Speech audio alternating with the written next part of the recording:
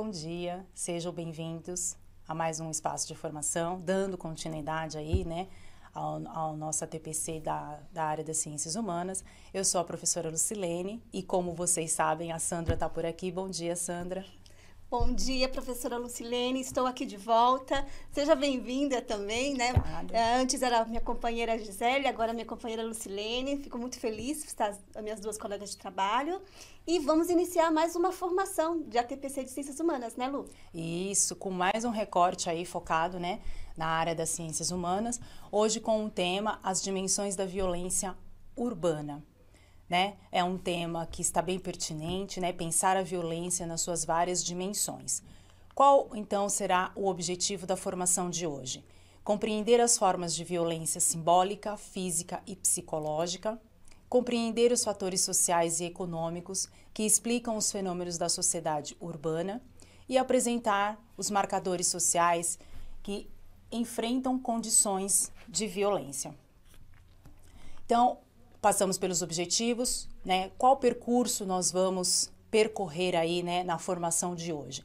Então, nós vamos passar pelas competências e as habilidades, vamos analisar algumas imagens para fazer uma sensibilização, vamos passar pelos conceitos de violência, visitar aí a violência simbólica, a violência racial, analisar alguns dados quantitativos e qualitativos. A gente sabe o quanto, né, termos dados é importante. Vamos falar um pouquinho da violência contra a mulher, vamos ver como a violência se apresenta, né? Esse tema está presente no currículo em ação, mais especificamente na etapa do ensino médio, o desdobramento da formação de hoje, a avaliação, o saber mais, as referências e aí a gente encerra.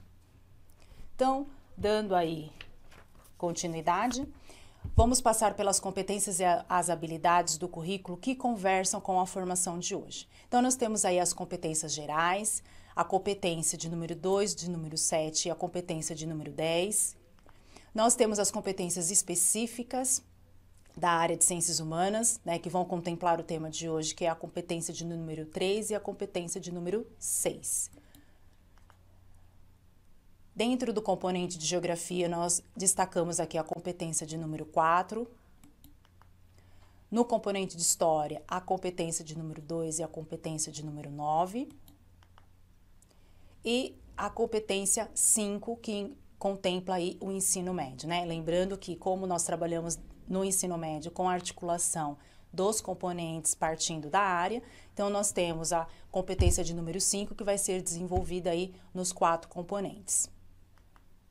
Vamos às habilidades, então, que conversam com a temática de hoje. Então, nós temos em História, no 6º ano, a habilidade de número 4, né? Associar a noção de cidadania com os princípios de respeito à diversidade, à pluralidade e aos direitos humanos. A habilidade do ensino médio, né? Na primeira série, lembrando que na primeira série a gente já tem a questão, né?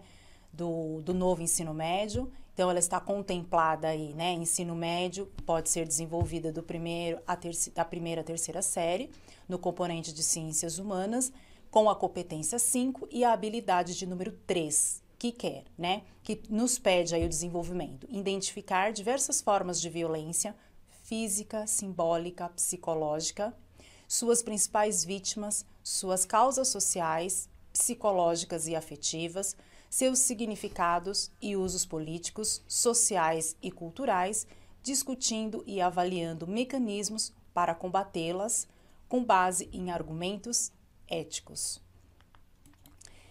Indo ainda, né, nas habilidades do ensino médio, mas na configuração antiga, né, na 2ª série e na 3ª série, em História nós temos aí também o analisar criticamente o significado da construção dos diferentes marcos relacionados à formação histórica da sociedade brasileira. Na 3ª série, discutir situações em que os direitos do cidadão foram conquistados, mas não usufruídos por todos os segmentos da sociedade. Em Sociologia também, né, na arquitetura antiga do currículo, nós temos aí na 2ª série do ensino médio, 1, 2, 3, 4 habilidades, né, que conversam aí com a temática de hoje. Principalmente, né, Sandra, o foco está dentro do componente de Sociologia, né, trabalhar a questão da violência, entender as dimensões que essa violência está colocada para nós socialmente. Então, reconhecer aí a existência de diferentes formas de violência simbólica, física e psicológica, estabelecer uma reflexão sobre os processos de produção e reprodução de violência, desenvolver um olhar sociológico sobre os fatores sociais, econômicos, históricos e contextuais que contribuem para explicar os fenômenos violentos, compreender criticamente a problemática da violência no contexto brasileiro. Então vamos iniciar aí, né? A gente já entendeu aonde essa temática trabalha, por onde ela vai passar, né? Para que a gente consiga localizar dentro do nosso currículo aonde a temática vai perpassar. Então, para a gente iniciar aí, nós vamos começar com a nossa sensibilização. Vamos lá, Sandra? Muito bem, professora Lucilene. Bom, nossa sensibilização será por meio de análise de imagens. Então, qual será a nossa proposta? Nós vamos exibir agora 3 imagens, né? Imagem A, B e C, e vamos pedir no chat que vocês respondam o sentimento, opiniões, o que refletem, né? Qual a sensação e qual o pensamento sobre aquela imagem exibida. Então, vamos começar? Primeiro, vamos passar a imagem A. Então, vamos pedir para vocês anotarem, né, no caderninho, no diário de bordo de vocês, qual foi o sentimento, a visão de vocês sobre essa imagem. Só um instantinho para vocês anotarem. Ok. Bom, imagem B. Agora, imagem B. Eu não vou tecer nenhum comentário sobre cada imagem, porque a proposta justamente é a sensibilização de cada um dos professores sobre as 3 imagens. Ok. Imagem C. Mesma coisa, também não vou colocar nenhum comentário agora, só depois do chat. Tá bom? Então, eu vou pedir para a produção 3 minutinhos no chat para que vocês respondam para nós ao que remete cada uma das imagens, quais sentimentos provocam e como a interpretam. Então, só produção, por favor, voltando nas imagens. Imagem A, qual é a sensação, o sentimento que vocês possuem sobre essa imagem? B. E agora a imagem C. Ok, muito obrigada. 3 minutinhos no chat. Produção? A produção.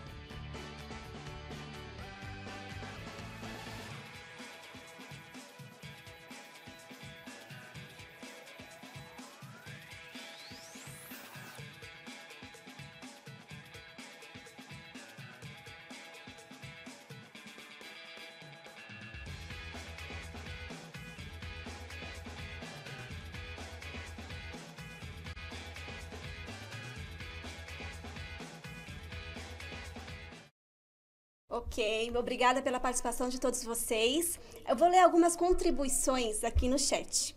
Professor Cláudio, a primeira imagem nos remete ao Estado e seu compromisso em atender às demandas do povo. A segunda imagem nos remete ao totalitarismo. E a terceira imagem nos remete à aflição do povo em face do governo opressor. Tá? O professor Paulo, ele fala que as três dão sensação de abandono, impotência diante do que nos atinge. O professor Fernando fala deveriam passar imagens de professores apanhando da polícia. A professora Ivone fala da opressão e da violência psicológica. Então, tem várias aqui citações, Lucilene, que a imagem também pode remeter à opressão, à tristeza, a medo, à violência psicológica, à revolta, à indignação. Então, várias vertentes desta violência, né? Então, quando a gente analisa essas imagens, é para nós percebermos que diferentes formas de violência, diferentes sentimentos a respeito dessa violência possam surgir. Agora, nós vamos falar justamente disso, desses múltiplos conceitos sobre o que é violência. As várias correntes, né, Sandra, filosóficas e sociológicas que abrangem aí a temática da violência, né? Principalmente quando a gente para pensar nas grandes cidades, né? Como que essa violência se apresenta, como ela se caracteriza, como ela é disseminada, né? Então, para a gente começar aí pensar esse conceito que é tão amplo, nós trouxemos aí a definição da Organização Mundial da Saúde, a OMS, né? Que traz aí uma definição simples, porém complexa e que nos faz refletir, né, o quanto esse conceito ele é complexo. Então vamos lá, ó. O uso intencional da força física ou do poder, que a gente viu retratada nas imagens, real ou em ameaça, contra si próprio, contra outra pessoa ou contra um grupo ou uma comunidade, que resulte ou tenha grande possibilidade de resultar em lesão, morte, dano psicológico, deficiência de desenvolvimento ou privação. Então vejam, né? O conceito, como eu já havia dito, ele é amplo e a gente consegue fazer uma reflexão onde nós vamos buscar entender, né, as várias vertentes que essa violência se apresentam, né? Então a gente tem aí englobado, né, nesse significado da violência, né, caracterizado aí pela OMS, desde práticas de suicídio, né, a práticas aí de relações de poder, como as imagens mostrou bem para nós, né? Essa relação de poder que se estabelece e que muitas vezes se coloca de uma forma violenta. Então, quando a gente pensa em realizar uma reflexão, né, a gente para pensar que a violência ela é um fenômeno histórico e sociocultural. O que isso representa? Que o seu conceito, a sua disseminação, ela vem sendo construída histórico e socialmente, né, dentro das várias sociedades que ela faz parte. Então, isso faz com que, muitas vezes, o senso comum considere a violência como algo natural, que as ações agressivas e violentas sejam tratadas como naturais, faz parte daquele processo, né? Então, quando a gente para fazer essa reflexão, a gente tem que pensar, né, essas dimensões todas que a violência vai tomando. Da onde parte, né? Quais são os mecanismos que ativam essa violência dentro da sociedade, sendo que é um fenômeno histórico-social, algo construído por nós, né? Aí a gente busca a reflexão e se pauta aí no que o Bourdieu vai trazer para nós, né? Quando ele fala da questão da violência de gênero, essa relação de homem e mulher, né? Desse domínio do masculino sobre o feminino, dentro de uma ideologia de supremacia. Então a gente percebe que a questão da violência, pelas várias facetas que ela pode ter, né? A cada sociedade, nós vamos ter aí uma forma de interpretar, um jeito de entendê-la e o que é o foco aqui? A gente tentar desmistificar, né? Desnaturalizar, porque a violência ela não é algo natural, né? Por mais que a gente tenha aí alguns pensadores, alguns teóricos que coloquem que faz parte aí, né? Essa agressividade tem um caráter natural, né, do ser humano, mas a gente sabe que é algo construído. E dependendo da sociedade que a gente está tratando, ela vai ter um viés mais agressivo e mais violento. Então, nós temos também, pensando nessa reflexão que a gente está fazendo, algumas, principalmente a partir, né, das sociedades industrializadas, e conforme nós fomos sofrendo o processo de urbanização, nós tivemos também uma crescente da violência, né? Então, nós vamos ter aqui, por exemplo, alguns pensadores como, por exemplo, o Minayo e o Souza, que vai colocar para nós a violência relacionada à violência à biologia, né?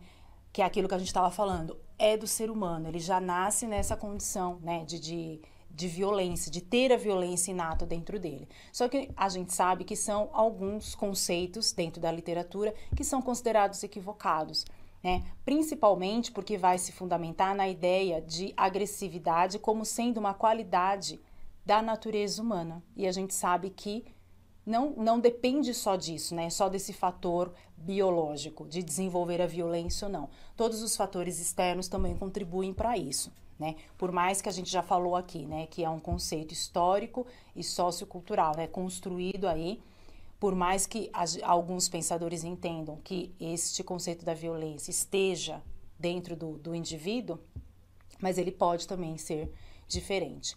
E a gente entende também, né, que para refletir sobre a violência, é preciso a gente pensar aí, tratar como que a mídia traz tudo isso. Então, veja, são alguns fatores que também, de alguma forma, pode, né, fomentar ou não essa violência nos indivíduos, né?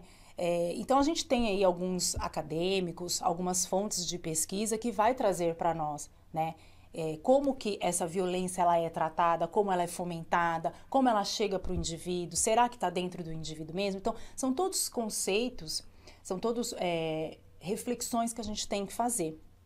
Então, a gente tem aqui também como um fenômeno extraclassista e ahistórico. A gente tem alguns pensadores que colocam desta forma, né? A gente tem aquele que coloca como é algo nato, que faz parte, que eles chamam de violência biológica, né? Dentro que é um conceito nato do indivíduo, mas a gente também tem pensadores que vai colocar como sendo um fenômeno extraclassista e ahistórico. Então, a gente tem que pensar como que essas teorias, né, esse conjunto aí de teorias refletem as raízes sociais da violência, né? Porque vai explicando esses fenômenos como um resultado dos efeitos que vai acontecendo, né, dentro dos processos de mudança social, como eu já falei, provocados muitas vezes pela industrialização e pela urbanização.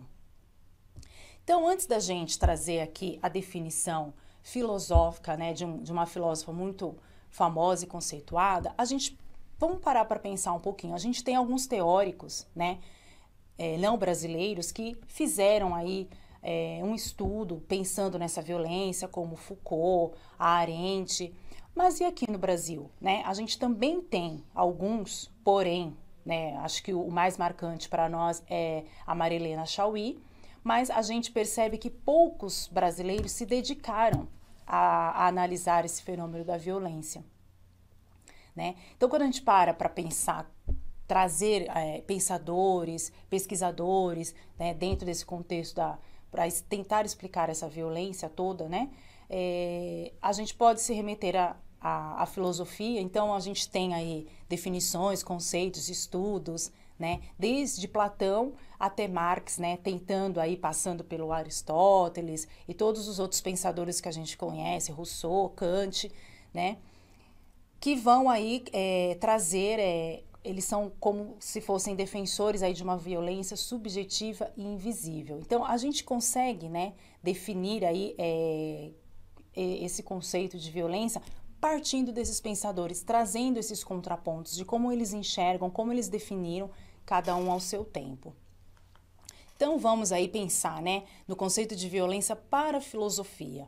A gente trouxe aqui o trecho, né, da definição da Marilena Chaui, né, que ela vai definir a violência como a violação da integridade física e psíquica da dignidade humana.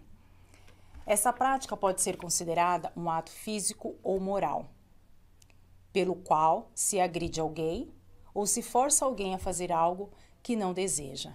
Então, veja, a Chauí, ela vai definir algumas características da violência, né? Porque para ela, o uso da violência, ele age como uma força para ir contra a natureza de um ser.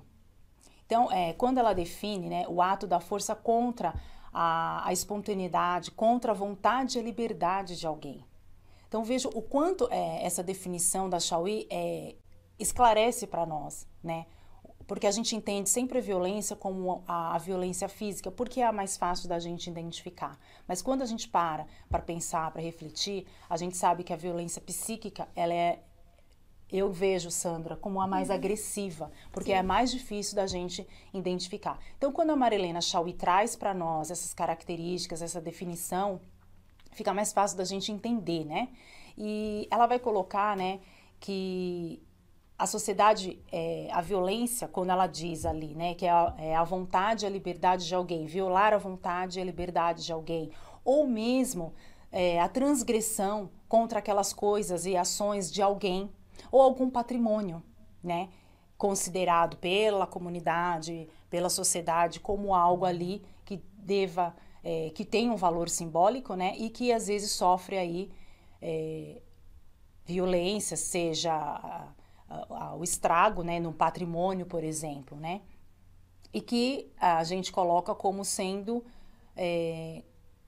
uma sociedade que define como justa e um conceito de direito, né? Então, a ideia que a Marilene traz para nós está relacionado também à violência que vai se opor à ética. Por que ela coloca isso? Porque o fundamento, né, do motivo que trata isso é porque nós somos seres racionais. Então, se há essa racionalidade, né, essa sensibilidade, nós somos seres dotados de linguagem e de liberdade. Então, quando ela diz que vai ser uma violência que se opõe à ética, é porque o sujeito, ele está ali, né? Ele é livre, porém ele é responsável pelas coisas que ele faz. Então, se ele vai contra isso, ele está violentando também. Então, nós vamos trazer aqui algumas características, né, colocadas aí pra gente, porque muitas vezes a gente classifica, né, como uma cultura da violência. Como é que isso se define? Quais são as características que colocam, né, essa questão da cultura da violência? Então, nós trouxemos ali alguns fatores que vão caracterizar para nós essa cultura da violência, que alguns pesquisadores colocam para nós. Então, nós temos lá, os fatores que estimulam a violência não são poucos. O Estado pode, por ações ou omissões, favorecer essa prática, né? Aí fica para a gente refletir até onde o Estado está de fato para nós ou contra nós. O Estado não consegue ou não se propõe a facilitar o acesso à justiça por parte das camadas populares ou mais pobres. Então vejam, né, são elementos que trazem à tona aí a ideia de cultura da violência, né, já está cultuado. A ausência de políticas públicas capazes de amparar a população podem gerar formas de violências. E isso a gente sabe bem, né, um atendimento da saúde que não acontece, um atendimento à segurança que também não acontece, podem gerar aí essas formas de violência. E a percepção de qualquer forma de injustiça e a incapacidade de resolvê-los por meio instrucionais ou legais, que podem gerar também a violência. Então perceba, né? Quando a gente pensa aí nessa perspectiva da cultura da violência, a gente traz esses elementos, né? E a gente consegue entender como é que tudo isso vai sendo construído, né? Por mais que alguns pensadores entendam que essa violência ela está inerente ali ao ser humano, mas a gente sabe que historicamente e socialmente ela vai sendo construída. Como nós falamos aqui, né, dentro desse conceito de violência, a gente começa a definição da primeira aí, né? A gente já definiu o conceito geral através da Marilena Chauí e agora a gente traz a violência psicológica. Como eu já comentei aqui com vocês, né, com a Sandra, é a mais difícil da gente identificar, né? É a violência aonde nós sofremos, vamos dizer assim, em silêncio, né? Nem sempre ela está aparente. Então, dentro dessa definição, que é uma definição do Ministério da Saúde, nós temos a violência psicológica como toda ação ou omissão que causa ou visa a causar dano à autoestima, à identidade ou ao desenvolvimento da pessoa. Geralmente a psicológica, né, Sandra, eu acho que trabalha muito mais dentro dessa questão da autoestima, né, da identidade do indivíduo, né? A violência psicológica, ela mexe com o ser, né, com quem eu sou. E isso é muito difícil, né? Essa pessoa, ela começa realmente a ficar abalada psicologicamente se ela está sendo criticada pelo que ela é, pelo que ela, como ela se coloca. Pelo que ela sente, pelos valores que ela tem. Então, aí a gente entende, né, o quão difícil é a gente identificar. E quando a gente consegue identificar, a pessoa já sofreu essa violência muito tempo, né? Porque nem ela consegue identificar aí. Então, continuando lá. Então, essa violência psicológica, ela vai incluir ameaças, humilhações, chantagem, cobranças de comportamento, discriminação, exploração, crítica pelo desempenho sexual, não deixar a pessoa sair de casa, provocando o isolamento de amigos e familiares. Essa acho que é o item mais comum, né? Sim. Quando a gente quer realmente violentar uma pessoa de uma forma, da forma psicológica aí. Ou impedir que ela utilize o seu próprio dinheiro. Entre as modalidades de violência, é a mais difícil de ser identificada, como a gente já colocou aqui, né? Apesar de ser bastante frequente, ela pode levar a pessoa a se sentir desvalorizada, sofrer de ansiedade e adoecer com facilidade. Situações que se arrastam durante muito tempo e, se agravadas, podem levar a pessoa a provocar o suicídio. Então, vejam, né?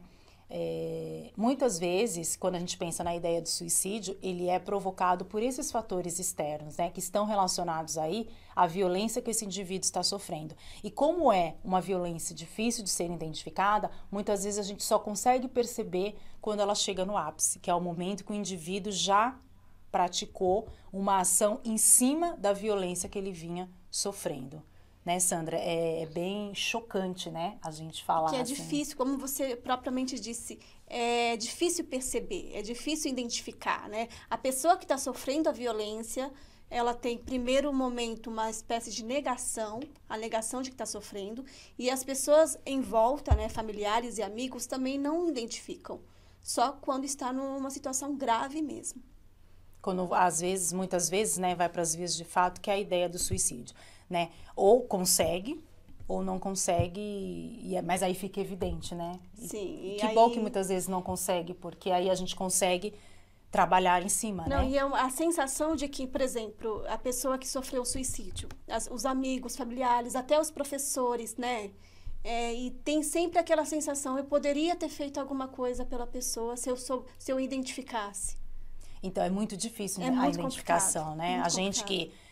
que trabalhou na sala de aula, que teve o contato. Eu, por exemplo, tive alguns alunos nessa situação de tentar o suicídio. Eu já tive de alunos que tentaram e, infelizmente... Conseguiram? Sim. Não, graças a Deus, os casos que eu participei, eles não conseguiram e a gente conseguiu, de certa forma, fazer um trabalho, né, de resgate, ou pelo menos de monitoramento, porque a gente sabe que são N fatores que estão relacionados aí, e claro que a escola não vai dar conta, né? Não, a escola não não tem perna para isso. Mas não dar conta não quer dizer que o tema não possa ser debatido. Trazido, possa ser né? colocado em uma roda de conversa, numa conscientização. Exatamente. Então, para a gente continuar aí, nós vamos falar um pouquinho agora da escala de violência psicológica, né?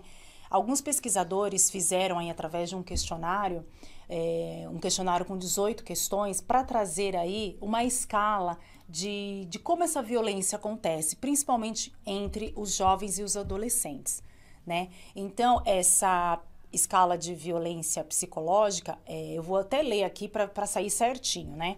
Ela tem como objetivo identificar a violência psicológica cometida contra o adolescente por alguém importante em sua vida. Então, veja que a questão da violência psicológica, ela não vai vir de um estranho, né? O que vai realmente mexer com o indivíduo as relações que ele estabelece no meio em que ele está inserido e como essa violência é colocada pelas pessoas que estão ao seu redor. E geralmente são pessoas que para ele têm algum valor. Então, né, Sandra? O pai, a mãe, o professor, né? Então, tudo isso, todas essas pessoas têm que saber qual é o trato que vai dar, né? Como vai abordar determinados... E não é fácil, Lucilene, não é fácil. A gente... quando a gente consegue identificar, né? A gente falou da dificuldade de identificar, mas quando consegue identificar e o que fazer depois disso. A sensibilidade depois disso. É um desafio tanto para a família quanto para a escola, né? Porque a gente sabe que os nossos estudantes, eles passam uma boa parte com a gente, né? E a forma que a gente os trata e como as coisas que a gente consegue identificar desde o potencial que ele tem, ou às vezes uma falta de potencial, né, influencia também. Então, como a gente vai conduzir isso é importante. Então, nós falamos muito nos estudantes, mas também é uma relação entre pares. Sim, né? sim. Ver os nossos colegas professores, os nossos colegas da gestão e também perceber, né, quando está sofrendo uma violência psicológica e também pensar como a gente pode ajudar. Verdade. Dentro dessa pesquisa que nós estamos comentando aqui com vocês, né, que é a escala de violência psicológica, como eu comentei, a partir de 18 perguntas, a gente trouxe aqui o exemplo de algumas, como por exemplo, ó, criticou você pela sua aparência ou pelo modo como você se veste, disse a você que você não era tão bom quanto as outras pessoas, né? A gente tem que tomar cuidado com isso também, né? Dentro da nossa sala de aula e também na nossa relação familiar. Ah, seu irmão, né, fazia isso de uma forma melhor, né? Então, a gente também tem que pensar aí, ó. Chamou você de nomes desagradáveis, como doido, idiota, burro. Gritou ou berrou com você sem nenhum motivo. Fez piadas sobre você na frente de outras pessoas. Então, assim, são algumas das perguntas, né? Eu falei que são 18, para que essa escala de violência psicológica pudesse aí ser gerada para nós. E essa pesquisa, né? Essa escala, ela se classificou em 3 níveis. Então, a gente tem desde o ausente, do leve e moderada e a severa. Então, a gente tem aí, né? Dentro dessa análise que foi feita, estatisticamente, traz para nós como dados, 96,3% dos estudantes sofreram violência psicológica. Então, vejam, né? A mais evidente é a violência psicológica, seguida aí da violência física, com 34,9%, indo para sexual, 7,3%, e a violência, né, que é a negligência, 2,8%. Mas, assim, dos 90% dos adolescentes que sofreram a violência psicológica, estava atrelado também a violência física, sexual e a negligência, né? Então, é muito triste a gente pensar, né, que a gente não tem controle sobre isso, mas, ao mesmo tempo, a gente tem que ficar atento para a gente conseguir visualizar aí, para a gente conseguir, de alguma forma, minimizar, né? Por isso que é sempre bom a gente falar, a gente discutir, né? Trazer para as nossas formações, como a Sandra colocou muito bem, com o momento com os pares, porque a violência ela não acontece só de professor-estudante. Tem também a relação com os pares, professor-professor, né? Professor-direção. Então, todas as nossas relações, se a gente não prestar atenção, né?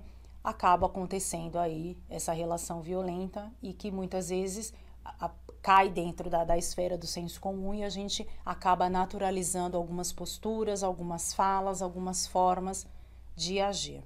Para nos ajudar aí, né, a fomentar a nossa discussão, a ideia do conceito de violência, né, nós vamos trazer um vídeo que foi produzido pela própria equipe aqui de Ciências Humanas, com a produção e amparo da professora Sandra, né, com a professora Gisele sendo aí a mediadora, a entrevista com o professor Sebastian. O professor Sebastian, ele vai falar, né, no vídeo, ele vai se apresentar melhor, mas ele faz um estudo sobre violência. Então, assim, ele vai nos ajudar bastante, né, com a sua fala, trazendo evidências para nós, né, através aí da pesquisa que ele está realizando. Então, ao longo agora da nossa formação, nós vamos chamando trechos dessa entrevista para ilustrar cada vez mais a nossa reflexão aqui sobre a violência. Então, vamos à entrevista?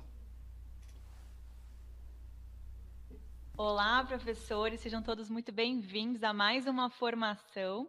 O tema de hoje é violência urbana e quem vai falar um pouquinho para a gente sobre esse tema tão importante e necessário é o professor Sebastian Sklowski. Ele é um professor assistente de Justiça Criminal da Universidade Estadual da Califórnia, em Stanislaus, nos Estados Unidos, e ele vai falar aqui um pouquinho para a gente, então, sobre violência urbana. Antes de mais nada, seja muito bem-vindo, Sebastian, à IFAP, né, a Escola de Formação de Professores. E antes de eu começar a fazer umas perguntinhas para você, conta um pouquinho para a gente antes sobre a sua linha de pesquisa, né, e sobre a sua trajetória acadêmica. Bom, boa tarde para vocês, bom dia aqui em Califórnia, a gente ainda de manhã. Muito obrigado pelo convite, uma honra, um prazer estar aqui com vocês. E um pouco assim, minha trajetória acadêmica, eu sou uruguaio, eu comecei a estudar Direito no Uruguai, depois eu recebi uma bolsa para estudar em Israel, onde eu fiz meu grau em em Relações Internacionais, meu mestrado em Ciência Política, depois vim aqui nos Estados Unidos fazer meu doutorado em Ciência Política. Fiz meu doutorado na Universidade de Flórida, e há 3 anos que eu me mudei para a Califórnia, que comecei como professor assistente aqui no Departamento de Justiça Criminal. Minha pesquisa é sobre, em linhas gerais, é sobre violência de Estado e desigualdade. E mais focalizado, eu estudo um pouco a violência policial, mas bem na experiência das pessoas que sofrem um pouco o policiamento e violência policial, como que eles enxergam como que eles experimentam essa questão de violência do Estado, de desigualdade e principalmente de violência policial. E minha pesquisa, meu trabalho do campo foi feito em São Paulo, na periferia de São Paulo, em Jardim Ângela, Capão Redondo e também um pouco em Osasco, que quando eu cheguei em 2015 teve lamentavelmente o caso da chacina de Osasco em agosto de 2015. E eu também estudei, eu fiz trabalho de campo em Los Angeles, nos Estados Unidos. Então, meu trabalho é um trabalho comparativo entre Los Angeles e São Paulo, e agora estou acabando de escrever um livro que tem um contrato com a New York University Press para escrever um livro sobre a minha pesquisa, que, se Deus quiser, e eu acabar com ele, vai ser publicado no próximo ano, ou mais ou menos. Tá ótimo, professor. Muito obrigada. Então vamos começar. Eu tenho 6 perguntinhas aqui para você sobre essa temática. Vou fazer a primeira, então. Professor Sebastian, é possível citar apenas um único conceito de violência? Por quê? Então, eu acho que não. Acho que o conceito de violência é um conceito bem complexo e é difícil de conceitualizar em forma concreta.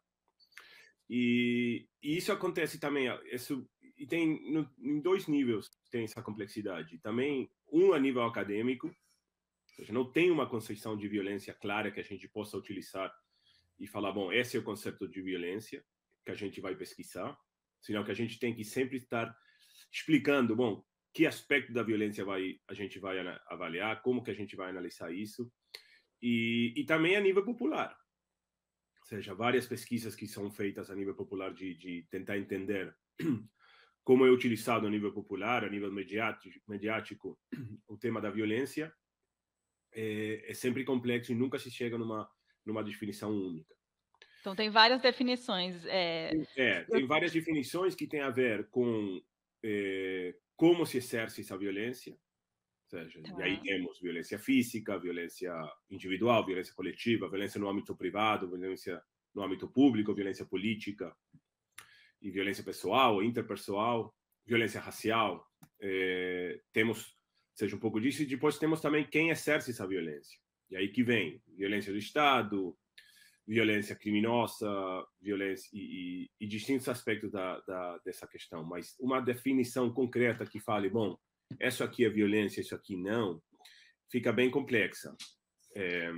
E muitas vezes, pelo menos também ao nível de pesquisa, a gente tenta evitar um pouco. E não sei se é uma boa ideia, mas em geral a gente tenta não definir e deixar isso um pouco no ar e ir definindo na nossa pesquisa qual é o foco da pesquisa que vai mais ou menos definindo, sem uma definição concreta, de o que é a violência. Muito bacana, né, a fala do Sebastião. E a gente destaca aqui, né, dentro do que ele colocou, exatamente, a gente trouxe, né, várias definições aí, desde a filosofia até a Organização Mundial da Saúde, mas como ele colocou, é muito difícil a gente ter um conceito fechado e acabado, né, mesmo porque a gente já colocou aqui, é um conceito histórico, social construído, então ele também vai sofrendo aí as transformações junto com o que a gente está vivendo, né? Então, para a gente passar aí para mais um tipo de violência, nós vamos fazer uma interação, pensando aí na violência simbólica. Então, vamos aí. O que você entende por violência simbólica? Cite alguns exemplos aí que vocês saibam e o que vocês pensam a respeito. Então, nós vamos dar 2 minutos para vocês refletirem aqui um pouquinho e socializar com a gente. Vamos lá?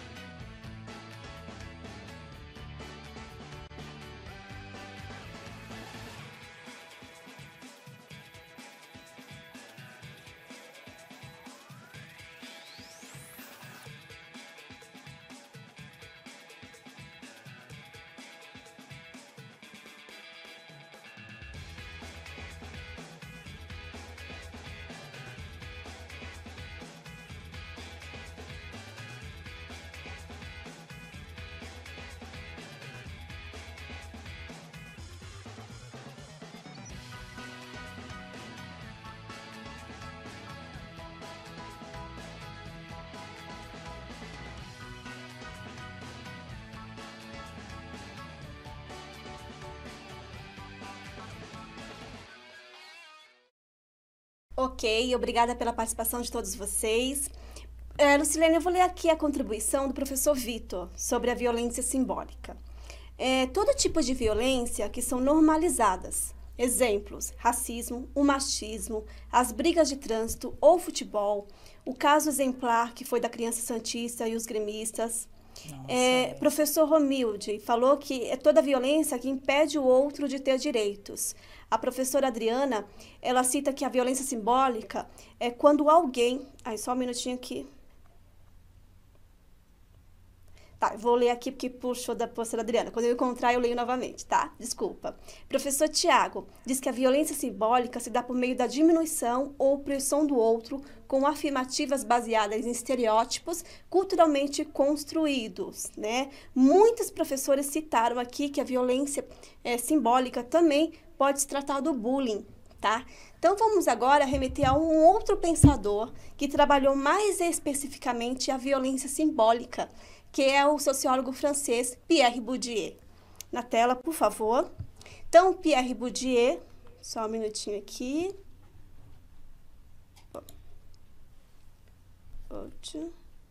Pierre Bourdieu, nascido em 1930, né, e faleceu em 2002. Então, recentemente. E qual é a teoria do Pierre Bourdieu sobre a violência simbólica?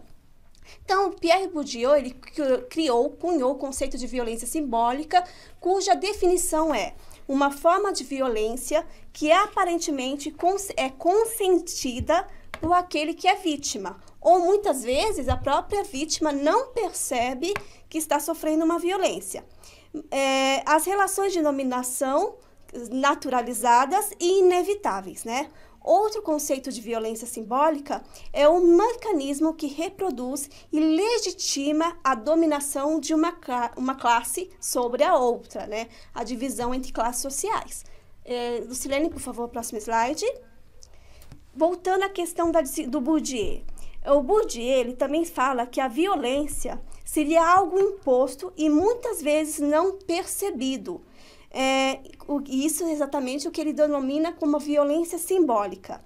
Então, a violência simbólica, neste caso, ela trata de uma espécie de violência invisível, que é exercida de modo genuíno através da comunicação e do conhecimento e produz uma forma de relação à submissão. A submissão a outra pessoa, aos nossos pares, ao próprio Estado, a submissão a alguém ou a alguma instituição. Então, ela não é uma violência totalmente explícita, fácil de perceber.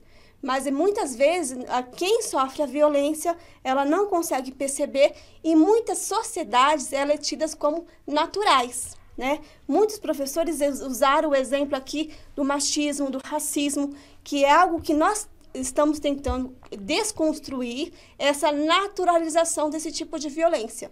Muitas vezes as pessoas negam a existência, inclusive, do racismo e do machismo.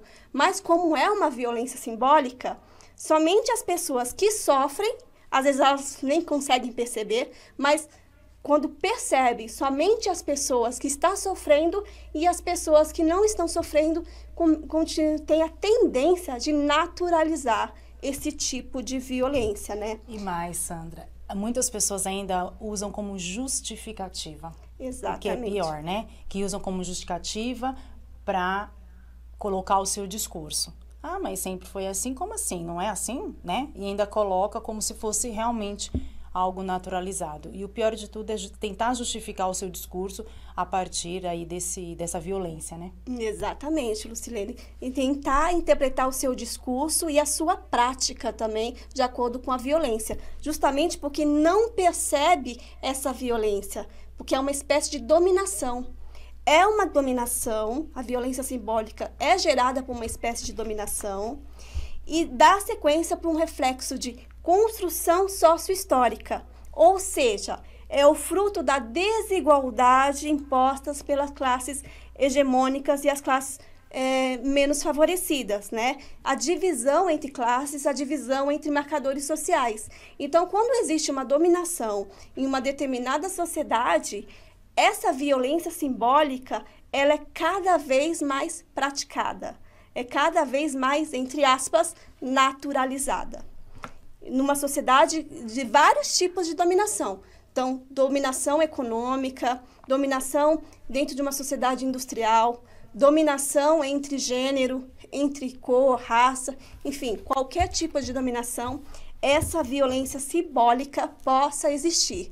Para existir uma violência simbólica, a desigualdade ela precisa estar enraizada, ela precisa estar crescente. Quanto mais dominação, quanto mais desigualdade, mais crescente e mais invisível essa violência simbólica é presente, é difícil de identificar e é pouco, como a gente falou, né? É pouco colocada em debate, em rodas de conversa e desconstruir. A desconstrução da violência simbólica é muito mais complicado do que uma violência que nós chamamos de mais explícita, por exemplo, a violência física. Ok? Agora, próximo slide, por favor. Bom, desigualdade social. Volta, por favor. Obrigada. Bom, A desigualdade social, ainda que várias pesquisas acadêmicas sobre os vários aspectos que compõem o problema da desigualdade seja avançado, então vários estudos, várias tentativas de explicação sobre a desigualdade existe, muitas vezes existe um senso comum que afirmam determinados preconceitos referentes à desigualdade social. Quais tipos de preconceitos? Que lugares onde a camada da população é mais pobre é uma camada mais violenta. Então, existe esse senso comum que é remetido de uma espécie de preconceito. E esse preconceito, ele pode engendrar uma sensação de não pertencimento ao coletivo. Então, se eu não sou na camada da população, logo eu não sou violento? Essa é uma pergunta que a gente faz, né? Que a sociedade também se pergunta. Se a desigualdade social existe naquela sociedade, aquela camada da população menos privilegiada sofre mais com violência? A gente sabe que não, porque a gente apresenta aqui vários tipos de violências para vocês, tanto a física, a psicológica e a simbólica, que possam sim existir em todas as camadas da população e que possam sim atingidas por todas as pessoas. Né? Então, neste caso, a desigualdade social não é o fator determinante da violência ser crescente ou não, ok? Próximo slide. Aqui nós falamos dos desequilíbrios, né? A desigualdade social, ela gera desequilíbrios acentuados entre várias regiões brasileiras, entre as mais diversas regiões brasileiras, atingindo também as diferentes etnias e gêneros. É o que eu falei, as camadas populacionais, elas também são diferentes nas regiões do nosso país, mas também dentre os marcadores de etnias, de cor, de raça e de gênero feminino e masculino. Bom, é importante também nós apontarmos alguns fatores que contribuíram ou contribuem, né, para a manutenção dessa desigualdade. Por um lado, essa desigualdade, ela se identifica no processo histórico por diversas razões. Essas razões fundamentais da geração de uma estrutura social que é capaz de comportar tamanha desigualdade. Por um lado, o processo de modernização deveria levar à superação dos entraves, né, e das consequências que geram essa desigualdade. Então, reflito com você, Lucilene, se a modernização possa gerar, entre aspas, o fim da desigualdade, a desigualdade, o fim da desigualdade, ela pode gerar o fim da violência também? Será que tudo é ligado no outro? Será que todos os conceitos são ligados no outro? Nós sabemos que não, que nem toda modernização vai levar à superação e nem toda a industrialização vai levar à superação das violências que existem em todas as camadas sociais. Apesar de ser, a gente perceber, né, que todas as camadas sociais têm a sua violência também, né, acontecendo ali, mas a gente sabe que quem está mais vulnerável, né, Sandra, acaba estando mais exposto à violência, né, principalmente a violência física, né. Exatamente. A violência relacionada ao tráfico, a violência relacionada à falta de segurança, né, por mais que a desigualdade, a gente sabe que não é um fator determinante, mas ela está muito mais presente nas camadas mais vulneráveis da sociedade. Exatamente. Esse tema sobre a desigualdade e industrialização, nós estamos abordando desde o início do 4º bimestre, em outubro, né? Então, nós vamos passar aqui. É importante também, para quem não assistiu, ou para quem assistiu, retomar essas formações dentro das habilidades essenciais, porque todos os temas são habilidades essenciais, né, previstos nos 4 componentes da nossa área de conhecimento, mas a ideia aqui é a gente perceber que esses temas, embora sejam ATPCs com datas diferentes, né, formatos diferentes, eles precisam dialogar, e eles estão dialogando entre eles. Eles estão com uma questão das consequências dessa desigualdade, as consequências dessa industrialização, os modos de operar, né, dessa modernização e das sociedades urbanas, e quando a gente traz aqui a violência para o debate, é a gente problematizar se essa violência é ou não é uma das consequências dessa industrialização. Então, no próximo slide, nós aqui recapitulamos algumas formações do 4º bimestre da área de Ciências Humanas. Então, dia 5 de outubro, nós falamos sobre a desigualdade social na sociedade urbana e industrial, que foi a primeira parte, né? A 19/10 foi a segunda parte, referente à desigualdade social. Falamos um pouco da desigualdade socioespacial. Logo mais, a Lucilene também vai falar como essa desigualdade, dentro do aspecto da violência, ele é dividido também por regiões brasileiras, que também a gente não pode colocar... A gente não pode colocar nem o conceito de violência como único, nem a realidade da violência no nosso país como único, né? As realidades das violências são totalmente diferentes de acordo com o Estado brasileiro e com as regiões brasileiras. Então, essa desigualdade socioespacial também ela é problematizada quando a questão é violência. Em 5/11, nós apresentamos aqui o uso do vídeo em sala de aula, protagonismo discente e juvenil. 9/11, segurança alimentar. Então, todas as formações deste bimestre da nossa área de conhecimento, elas conseguem fazer uma interação e um diálogo entre elas. Muito bacana e muito pertinente, mostrando que as habilidades essenciais, sobretudo neste bimestre, elas estão sempre dialogando, né?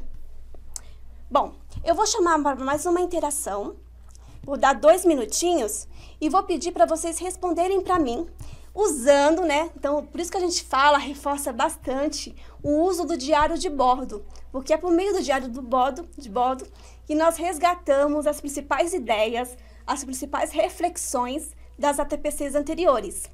Então, em 2 minutinhos, eu quero que vocês respondam.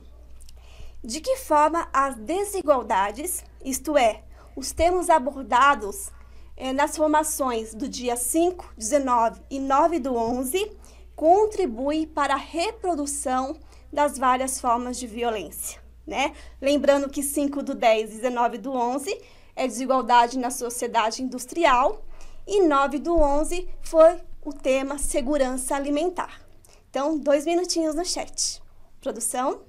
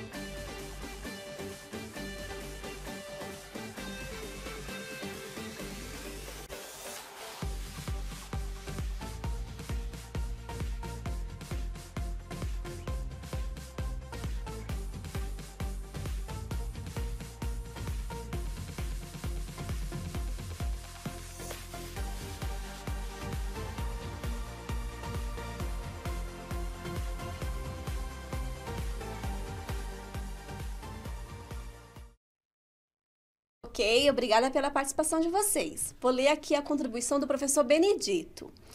Na medida que há exclusão social, negação dos direitos básicos e de acesso à cidadania, a violência se faz presente e operante como meio gerador do conflito e negação. Ok? Deixa eu ler aqui mais alguma interação. A professora Vera, fala da discriminação, da pobreza e da exclusão, né? Muitos aqui citaram a questão da exclusão como um tema que possa gerar violência. Professora Edna, ela cita também a exclusão, mas ela fala da falta de estrutura, gera um caos social. O professor Pedro fala das inversões de valores. Então, várias citações aqui sobre pobreza e exclusão, tá? Mas aqui vou falar algumas citações de alguns pesquisadores sobre este tema, né? O que eles pensam da relação entre a desigualdade e a violência. Para eles, a violência não cresce necessariamente em regiões de grande miséria. A gente vai mostrar isso nos gráficos a seguir. Tampouco a criminalidade incide de maneira significativa nessas regiões. Não é um fator determinante. O país possui várias regiões de grande pobreza que não apresentam nenhum índice alarmante de violência. As grandes e médias cidades brasileiras, onde há maior desigualdade, né, enquanto maior cidade, maior desigualdade há, compõem um cenário bem preocupante neste aspecto. Então, assim, não é um fator. Pode sim ser uma consequência? Pode sim ser uma consequência, mas não é o único fator da violência. A gente não pode esquecer aqui da violência simbólica e da violência psicológica que acontecem em todas as camadas sociais, né? Então, não posso falar que o racismo, o machismo, o bullying, a violência psicológica, a depressão sejam tipos de violências que acontecem em apenas uma camada da população, e sim em todas as camadas sociais. Próximo slide. Aqui nós vamos fazer uma reflexão. Na verdade, a gente não vai pedir para responder no chat, mas vamos gerar uma reflexão entre nós aqui. Quais são as causas da violência e da criminalidade das grandes cidades, né?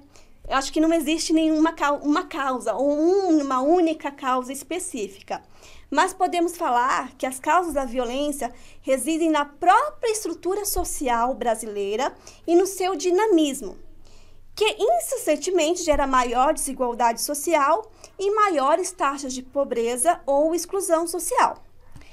Dessa forma, pessoal, os espaços urbanos brasileiros apresentam enorme tensão, com a presente constante de uma parcela muito rica da população e de uma massa da outra parcela mais pobre, né, que são excluídos socialmente, como vocês propriamente citaram no chat, que os direitos, né, adquiridos para toda a população, mas infelizmente, na prática, esses direitos não atingem a todos. Então, é uma espécie de exclusão. As áreas urbanas, neste caso, elas apresentam tensões, mas não somente as áreas urbanas. Não podemos esquecer das tensões existentes no campo, onde a violência cada vez maior, né, dentro das comunidades rurais, nas regiões que não especificamente grandes cidades, mas que também sofrem por causas de violência, sejam elas físicas. A maioria são físicas, mas também violência psicológica e simbólica. Então, eu volto a reforçar com vocês. As tensões urbanas de uma sociedade industrial, ela pode sim gerar uma consequência da violência, do aumento das taxas de violência, mas não podemos falar que é a única causa, porque aí a gente esquece que o maior, segundo o IPEA, segundo o índice do IPEA, que o maior aumento de casos de violência, de homicídios, estão acontecendo em áreas denominadas rurais, né? Que são outros problemas, outras consequências e outras análises que também podemos fazer. Tudo bem? Próximo slide. Bom, aqui a gente vai chamar o próximo vídeo do professor Sebastian, que ele vai falar um pouquinho mais sobre as violências nas grandes cidades, né? Então, eles vão fazer uma reflexão e uma comparação também sobre as grandes cidades brasileiras. Produção?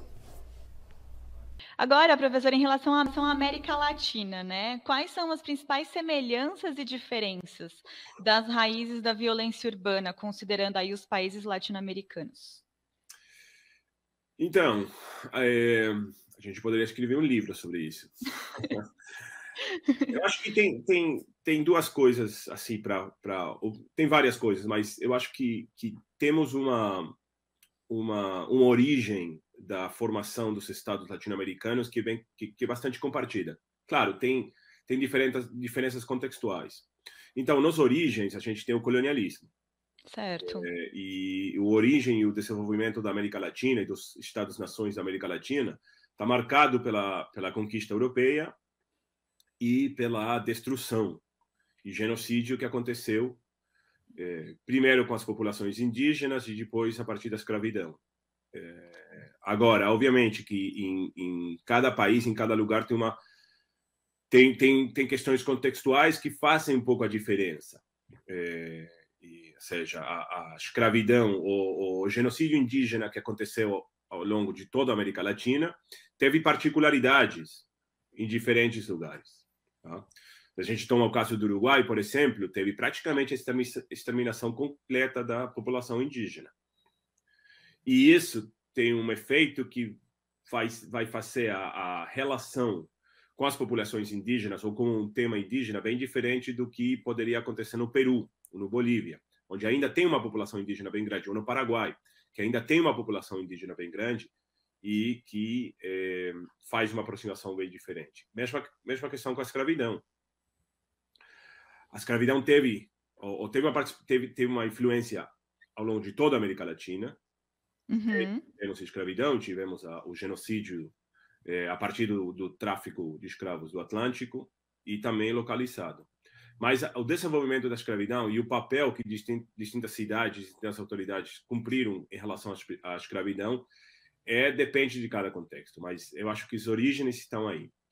E na época mais moderna, que tem essas raízes da conquista, da genocídio indígena e do genocídio da escravidão, o desenvolvimento do Estado-nação e o desenvolvimento do capitalismo em América Latina tem relação, ou seja, a fundação do capitalismo em geral no mundo está marcado pela escravidão, mas em América Latina em particular.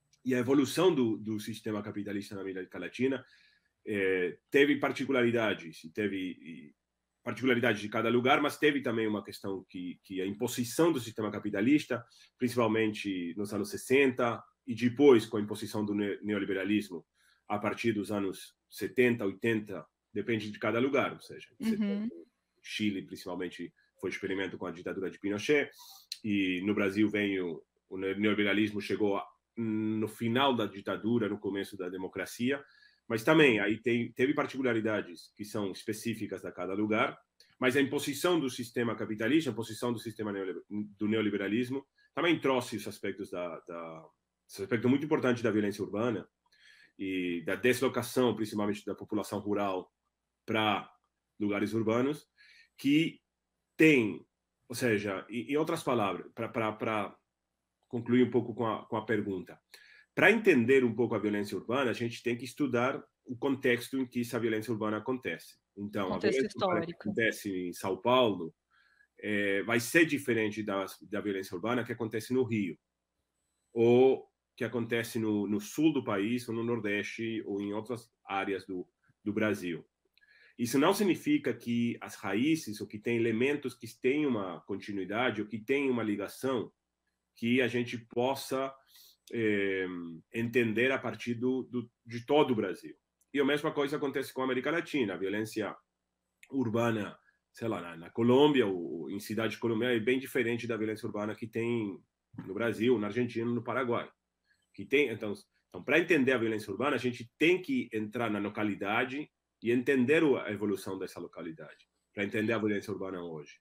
Isso não significa que a gente tem que perder a perspectiva histórica e a perspectiva geral, que indica, como eu falei, o genocídio indígena, a influência da escravidão, o desenvolvimento do capitalismo, a imposição do neoliberalismo, e junto com isso as ideologias que justificaram tudo isso.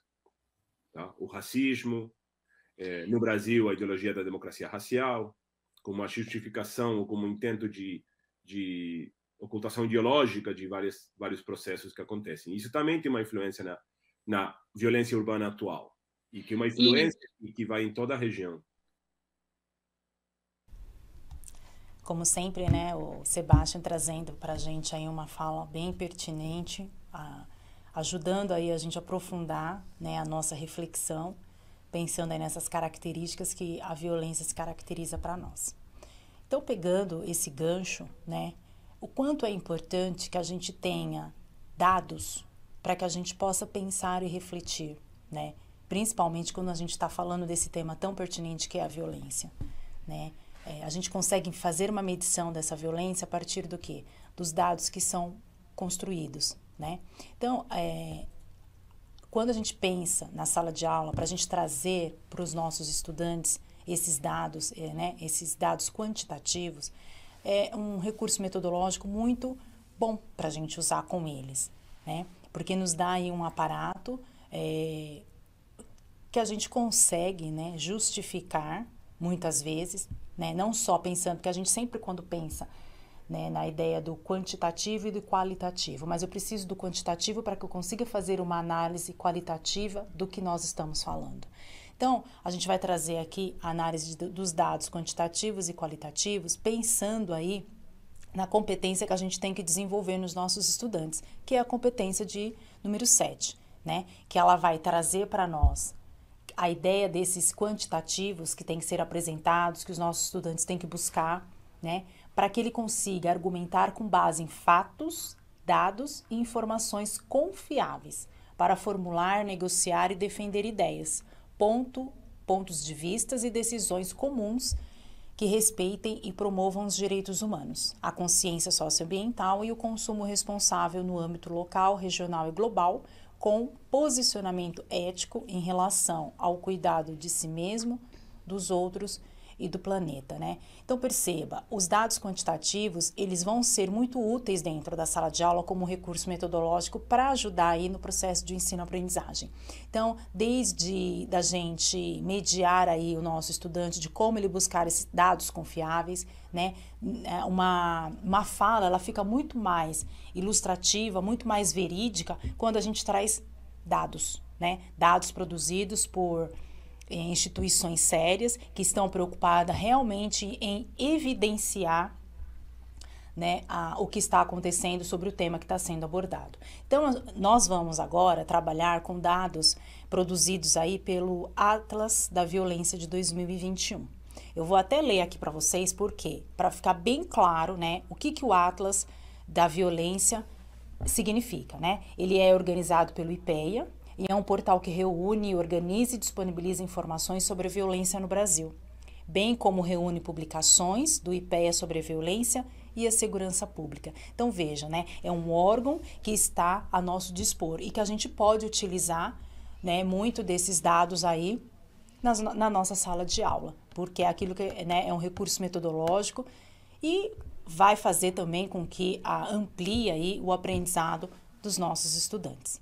Então, nós vamos fazer um exercício juntos aqui. Nós vamos analisar alguns mapas e gráficos, né, que o Atlas da Violência, disponibilizado lá no IPEA, traz para nós. Mas antes da gente comentar o gráfico, nós vamos passar, porque nós vamos fazer uma interação em cima das imagens. Então, vamos à primeira ali, ó, que traz para nós, né, o gráfico 1, que é o Brasil, números e taxas de homicídio de 2009 a 2019. Então, só para vocês sinalizarem aí, porque muitos de vocês estão assistindo a gente pelo celular, né, pelo aplicativo no celular. Então, nós temos aí a linha azul, que está tratando do número de homicídios, e a linha mais alaranjada está trazendo aí a taxa de homicídios. Lucilene, deixa eu só diferenciar o número e diferente de taxa. No caso do número de homicídio, segundo o IPEA, o número são as mortes violentas, mas que não tiveram, segundo, né, as delegacias, a Polícia Civil, não tiveram a identificação da violência. É violência, é homicídio, mas ainda não conseguiram fechar o inquérito para saber a causa mortes, né? E já a taxa de homicídio, eles dividiram porque já existe um inquérito, já existe uma conclusão do caso. Já qualificou, né, como sendo um homicídio, né? Então, o número ainda está na expectativa, pode virar outra coisa. E a taxa já caracteriza como sendo homicídio. Então, vamos visualizar o primeiro, porque vocês vão fazer a interação com a gente em cima das imagens do gráfico que a gente está mostrando. Então, esse primeiro que traz aí o número e a taxa de 2009 a 2019. Aqui nós estamos trazendo o mapa do Brasil e as suas unidades federativas, aonde quanto mais vermelhinho, maior é a taxa de homicídios. Então, como a gente falou, né, a taxa é porque já está confirmado que realmente o homicídio ocorreu ali. Então, só para a gente... E é homicídio culposo e doloso, no caso. Então, vamos à interação. Diante das duas imagens, né, sobre os gráficos, a gente vai tentar responder aí. Nós vamos observar, a gente vai passar durante o tempo que a gente vai dar para a interação, o título, a legenda, os dados e o que eles revelam. E, lendo as informações contidas no mapa, qual região do Brasil apresenta maior taxa de homicídio? Então, vamos 2 minutos, né, Sandra, de interação e a gente já retorna.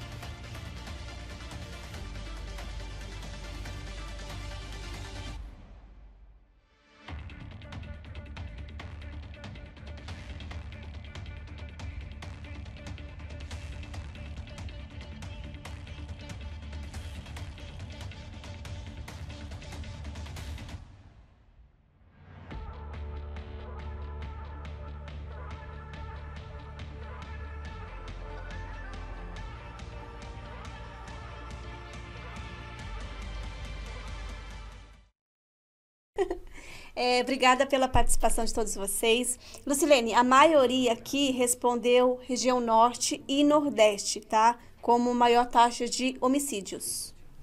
Deixa eu ler aqui uma das análises qualitativas que o professor Marcalo, acho que é Marcalo, peraí. Toda vez que eu leio, pego aqui para ler, foge, vamos lá.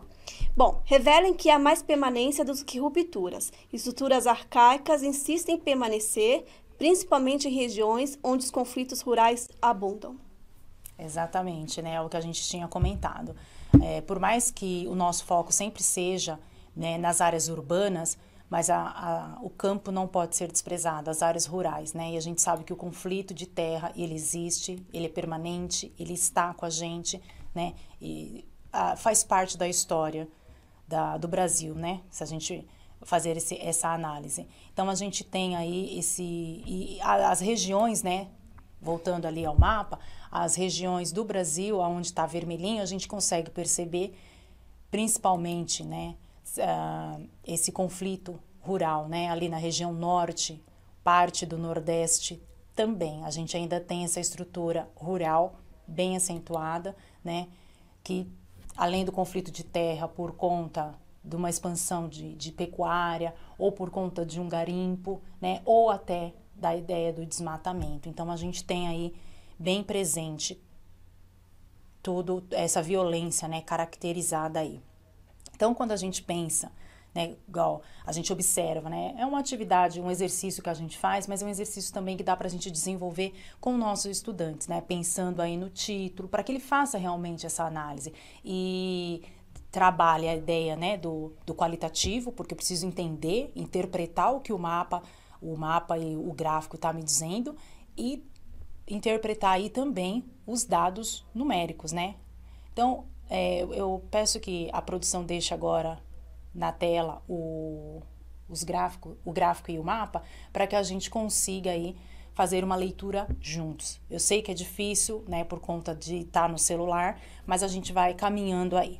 Então, a gente percebe, né, que a taxa de homicídios pelas unidades federativas do Brasil aí, segundo os óbitos por local de residência da vítima, né, do ano de 2019, vai apontar que esses números variam de 10 a 40,7% aí dos homicídios por 100 mil habitantes. Mesmo, né, a gente sabendo que o estado de São Paulo tem apresentado um indicador oficial de 7,3, mas a gente tem a fragilidade desse dado representativo da realidade do estado. Por quê? Porque existe aí uma piora na qualidade das informações sobre essas taxas de mortalidade, né? Que a gente discutiu aí na introdução do que a gente falou aqui. Então, nós temos aí também as mortes violentas por causa indeterminada, né? Que foi o que são os números de homicídios que a gente tem. Então, são mortes que a gente ainda não sabe, né? O que causou essa morte. Pode ser suicídio, pode ser homicídio. Né? Então, tem muitas variantes aí, né? Uhum. Então, por conta disso, a gente teve aí, em 2019, um número de 16.648, que representa aí 69,9% do que, né, desses homicídios aí, que foram considerados aí como as mortes violentas. E a gente teve, né, esse índice que ele passou de 6,2% para 11% entre 2017 e 2019, tendo um aumento, né, se a gente observar aí, de 88,8%. Então, perceba que no gráfico aí, esse gráfico que está na tela para vocês, ele vai exibir um aumento da taxa, né, de mortes violentas por causas indeterminadas nos últimos anos. Mas aí a gente pode destacar o aumento dessa taxa também, né, dessas mortes, coincide com um período em que a taxa de homicídios no país diminui. Mas isso não quer dizer, né, muita coisa não, infelizmente.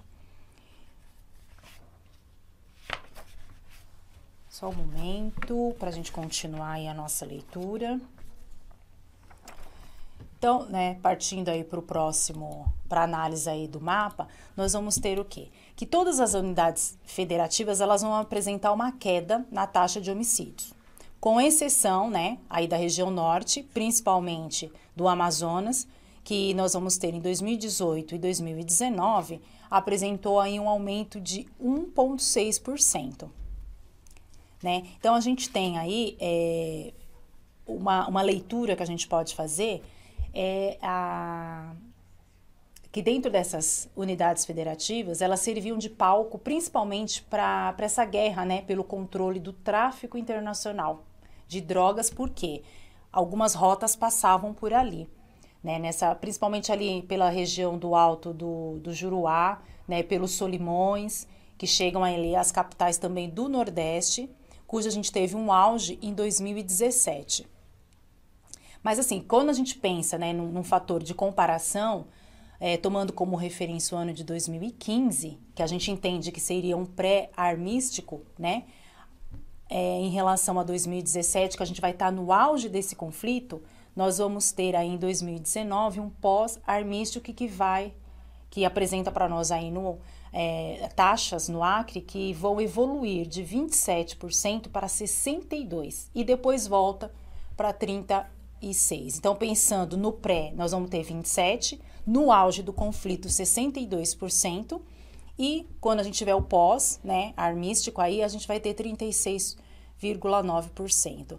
Então, assim, a gente percebe também que No Pará, os índices variam de 45 a 54,7 e terminando no pós-armístico aí 39,6. Então esse padrão ele vai se repetindo aí, né?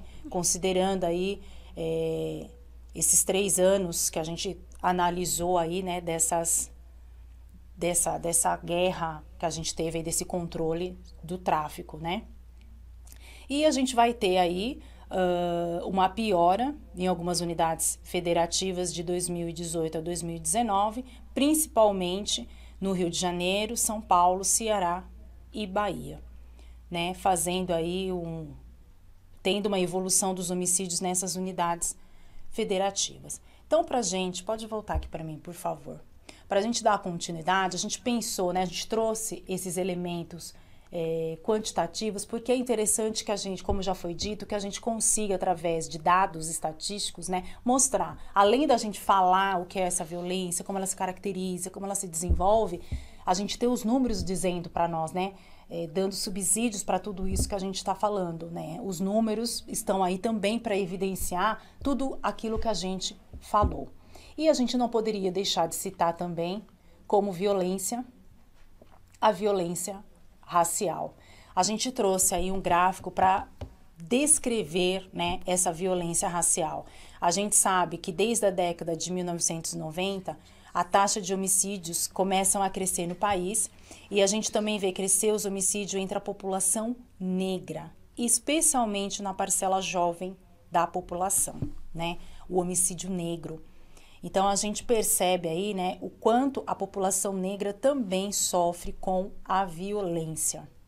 A gente vai trazer agora para vocês, né, algumas organizações que compõem o movimento negro há décadas, eles tematizam essa questão da violência racial.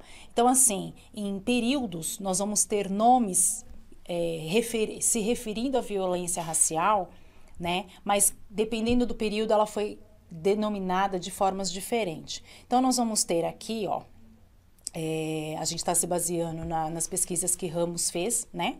E de 1978 a 1988, era denominado, né, a violência racial como discriminação racial. Já em 1989 a 2006, a gente denominava como violência racial. E agora, né, mais recentemente, a nomenclatura novamente, né, se adaptando aí, de 2007 a 2018, a gente trata agora de genocídio negro. Então, a gente entende que essa desigualdade racial ela vai perpetuar os indicadores sociais da violência ao longo do tempo. E a gente consegue perceber que não dá sinais de melhora, né? Mesmo quando os números mais gerais apresentam queda, a gente não consegue perceber uma melhora nesse tipo de violência aqui no país. Então, a gente vai trazer de novo os números Pode vir para mim, por favor. A gente vai trazer de novo os números a partir do Atlas da Violência, né? Que é a instituição aí do IPEC, ajuda a gente também a quantificar aí a violência racial. Então, lá no Atlas, nós vamos ter aqui, ó, para comprovar isso que a gente está falando, né, que não existe uma melhora nos números, nos índices, quando se trata de violência racial. Em 2019, os negros, né, que são classificados aí pelo IBGE como os pretos e os pardos, eles representaram 77% das vítimas de violência. Enquanto, né, das vítimas aí de homicídio. Enquanto, em relação aos não negros, que dentro da classificação do IBGE seriam os amarelos, os brancos e o indígena, a taxa foi de 11,2%. Então, olha como a gente consegue ver a discrepância, né, quando se trata da questão racial. Quando a gente fala da questão da desigualdade social, existe, mas não é um fator primordial. Existem os números, mas não é tão gritante quando a gente traz para a questão da violência racial, né, Sandra? A chance de um negro ser assassinado, ela é 2 vezes superior à de uma pessoa não negra, né, quando a gente pensa aí na violência racial. E isso é muito preocupante. Mas a mulher também não fica de fora dentro desse radar da violência, né? Nós temos aqui as mulheres negras também, que aí ela entra nas duas estatísticas, né, Sandra? Sim. Na estatística de gênero e na estatística étnica, né, de raça aí. A gente tem aí as mulheres negras representando 66% das mulheres assassinadas no Brasil. E isso é muito preocupante, porque quando a gente compara com as taxas das mulheres não negras, nós temos apenas 2,5%. Então, é muito preocupante, é muito gritante e a gente tem que trazer a discussão, sim, para dentro da sala de aula, porque é assim que a gente vai combater. Né, Sandra? Vamos falar um pouquinho, então, da violência contra a mulher? Na verdade, Lu, a gente não vai ter tempo de falar nessa formação da violência contra a mulher, porque o assunto violência, ele é amplo, ele é complexo e ele gera muita reflexão por parte de todos nós, né? Então, tanto a violência de gênero, a violência contra a população LGBTQIA+, também são assuntos dignos de mais uma formação da área de ciências humanas e sociais aplicadas. Então, assim, a gente promete para vocês que a gente vai retomar, né, este tema, a gente vai apresentar outros dados com recorte de gênero também, que é importantíssimo a gente refletir também sobre a violência no Brasil, do território brasileiro. E também, nosso desejo também é apresentar a perspectiva que está no currículo também, como que esse tema ele é distribuído no currículo, né, Lucilene? Sim, sim. Então, a gente trouxe aqui um recorte, né, para ajudar a gente a ver como a temática está pertinente dentro da nossa área, né, dentro da área de conhecimento das ciências humanas. Então, nós temos lá o quadro, né, aquele quadro organizador que nos ajuda a entender, como a gente já colocou, né, a competência de número 5 é que está sendo desenvolvida aqui. Lembrando que quando a gente trata da questão do ensino médio, a gente tem a mesma habilidade a ser desenvolvida dentro da área pelos 4 componentes. Então, a competência, a habilidade e a categoria vai ser desenvolvida nos quatro componentes aí que compõem a área. Então, começando pela filosofia, comportamentos opressores de modos e modos de violência, pressupostos e implicações da opressão, da violência e indiferença em relação aos fenômenos sociais, o totalitarismo e o terrorismo como ameaça à democracia e aos direitos humanos. Mudando aí, eu não vou ler todos, mas só para vocês observarem, né? Que é um tema pertinente, que perpassa todos os componentes da área e é um tema que está dentro da área. Então, o objeto de conhecimento, o foco que eu vou dar para essa violência é o que vai aí determinar, né, é assim que eu posso dizer, dentro de cada componente. Então, veja, depois com calma vocês acessem o repositório, né, e fazem essa observação aí. Porque a gente já está se encaminhando para o final, a gente vai passar para vocês o desdobramento da formação de hoje. Ok. No desdobramento, nós sugerimos 3 etapas, né? A etapa 1 é a análise dos dados do Atlas da Violência, nós colocamos o link aqui abaixo, e que vocês discutam com os seus pares, né?